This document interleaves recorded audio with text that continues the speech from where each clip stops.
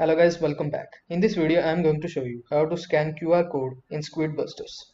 Watch the video till the end so you cannot miss any important step. First, open the game. Launch Squid Busters on your mobile device. Second, navigate to QR code scanner.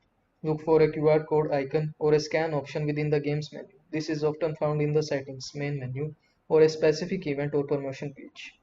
Third, access the camera. When prompted, allow the game to access your camera. This permission is necessary to scan the QR code. 4. Position the QR code. Hold your device steady and position the QR code within the camera viewfinder on your screen. Make sure the entire QR code is visible and well lit. 5th. Scan the QR code. The game will automatically recognize and process the QR code. Once scanned, you will receive the content associated with the QR code, such as rewards, event entries, or additional information. 6. Follow the instruction. After scanning, the game might provide you with further instructions, such as claiming a reward or confirming your participation in an event. So I hope this video was helpful to you. Make sure to like this video and subscribe to my channel for more of this type of content. I'll see you in the next video. Thanks for watching.